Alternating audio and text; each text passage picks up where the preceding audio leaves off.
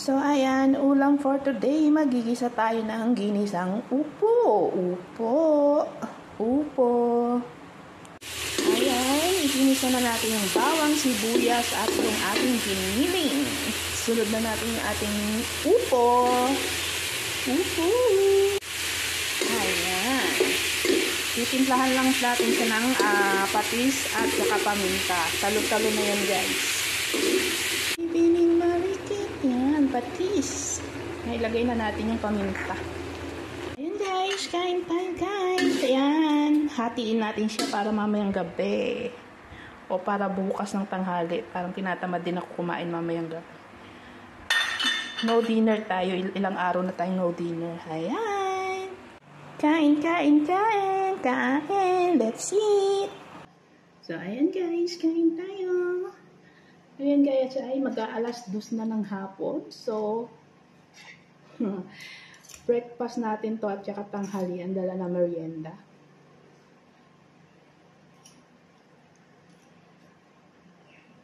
Hanggang hapunan na to guys.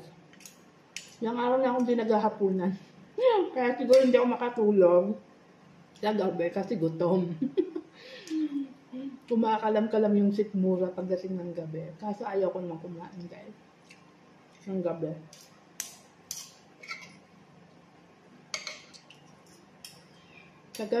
Kagabi mga ng oras yun.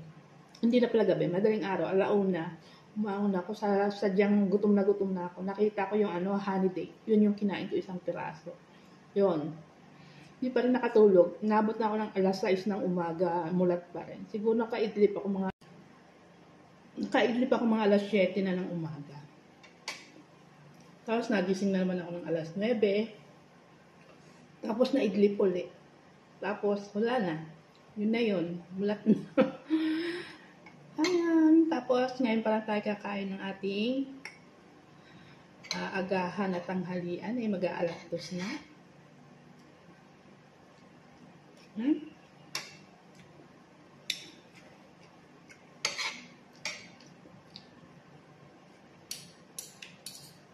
Wala na akong bigas guys. Last na bigas ko na to.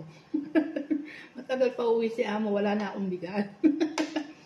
Kaya hindi ako kumakain ng hapunan kasi wala nang bigas. Last na saing ko na to guys. Ano ba yan? So,